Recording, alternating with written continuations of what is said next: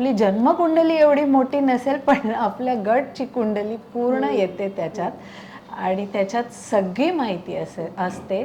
जे आत्ता डॉक्टर रश्मी म्हणाल्या, गुड मायक्रोब्स, बॅड मायक्रोब्स, आणि त्याच्यातल्या तुमच्या अँटीबायोटिक रेझिस्टन्स त्या रिपोर्टमध्ये, आणि मग तुमचं जर जे काही मिसिंग असेल शरीरांमध्ये, एक म्हणजे रिसर्चनी सांगितलं आहे की निदान एक 50 तरी मायक्रोब्स आहेत जे फाउंडेशनल आहे, म्हणजे सगळ्यांच्या नॉर्मल फिजिकल आणि मेंटल वेलनेससाठी त्या गरजेचं आहेत सगळ्यांच्या शरीरांमध्ये.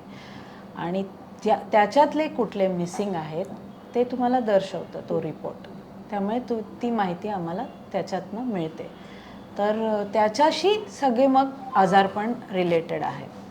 तर जेव्हा हे बुक करतात लोक, तेव्हा आम्ही भारतभर कुठेही हे किट पोचते, अगदी रिमोट एरियाजमध्येही गेलेली आहे किट, आणि ती परत आल्यावर ऑलमोस्ट 2 ते 3 आठवड्यात तो रिपोर्ट येतो. तर असं वाटेल की किती लांब, किती जास्त वेळ आहे, पण तो रिपोर्टच इतका डिटेल्ड असतो, काहीतरी 45-46 पानांचा अतिशय डिटेल्ड, आणि तो टेक्निकल रिपोर्ट असतो. पण तो आम्ही जेव्हा लोकांना पाठवतो तेव्हा 1 तासाचं कन्सल्टेशन पण त्यात इन्क्लुडेड असतं.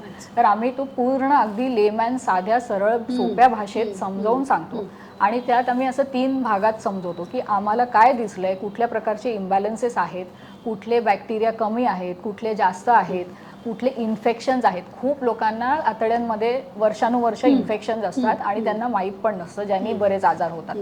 तर ते पण यात दिसतं की ते नॉर्मल स्टूल टेस्टनी दिसत नाही, कारण आपल्याला माहीत नसतं की काय शोधायचं. ह्यात तो प्रश्न येतच नाही, कारण पूर्ण सिक्वेन्सिंग होतं. आणि त्यानंतर आम्ही जेव्हा एक्सप्लेन करतो तर हे सगळं बघून तुम्हाला त्याचा परिणाम तुमच्या तब्येतीवर काय होतोय, तर त्यात डिसीज रिस्क पण दिसते. बरेचदा यात दिसतं की ह्यांना हार्ट डिसीजची रिस्क आहे, हे मायक्रोबायोमवरून दिसतं. यांना हायपरटेन्शनची रिस्क आहे, ह्यांना लठ्ठपणाची आहे, किंवा आर्थरायटिसची आहे, किंवा असं खूप वेगवेगळे, किंवा मेंटल हेल्थ इश्यूज पण आहेत. हे क्लिअरली त्यात दिसतं. आणि ते लोक आम्हाला सांगतात की अरे हो, आम्हाला हे आहे, पण आम्ही विचार नव्हता केला. झोपेचे पण हे की झोप लागत नाहीये, दिसते त्यात. तुम्हाला व्यायाम करता येतोय की नाही, तुमचं फिजिकल एन्ड्युरन्स आणि एरोबिक एन्ड्युरन्स हे पण त्यात दिसतं.